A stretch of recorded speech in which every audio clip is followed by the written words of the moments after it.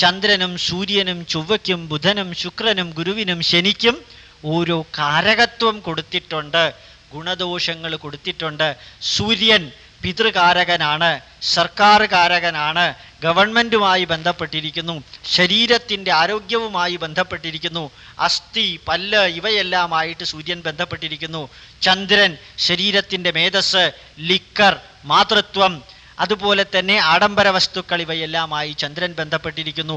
വാഹനം, ആയുധം, ബ്ലഡ്, തീപ്പൊരി പ്രസംഗം, അതുപോലെ തന്നെ തീപ്പൊരി activity, hyper acidity, chest pain തുടങ്ങിയ ഡൈജസ്റ്റീവ് പവർ ഇവയെല്ലാമായിട്ട് ചൊവ്വ ബന്ധപ്പെട്ടിരിക്കുന്നു.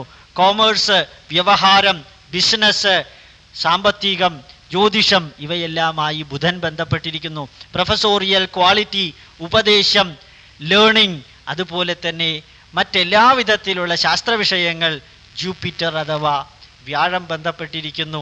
കെമിസ്ട്രി ഒരു പരിധിവരെ, ലിക്കർ മദ്യം, അതുപോലെ ആഡംബര വസ്തുക്കൾ, വള, തലമുടി, വ്യാവഹാരികമായി ലക്ഷൂറിയസ് ഐറ്റങ്ങളുമായി ബന്ധപ്പെട്ടവയെല്ലാം തന്നെ, ശയന സുഖവുമെല്ലാം തന്നെ ശുക്രനുമായി ബന്ധപ്പെട്ടിരിക്കുന്നു.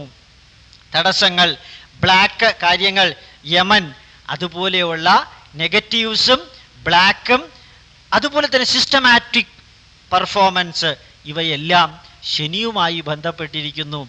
ആദ്യത്തെ ഭാവത്തിന്, ആദ്യം വിവരിച്ച ഭാവം എന്ന പാരാമീറ്ററിന് ഓരോ ഭാവത്തിനും ഓരോ ക്വാളിഫിക്കേഷനോ ഒന്നിൽ കൂടുതൽ ക്വാളിഫിക്കേഷനോ കൊടുത്ത ഋഷിവര്യന്മാർക്ക് തുല്യരായവർ എങ്ങനെയാണ് ഈ ഗ്രഹങ്ങൾക്ക് കാരകത്വം കൊടുത്തത് എന്ന് ഇന്ന് വ്യക്തമല്ല.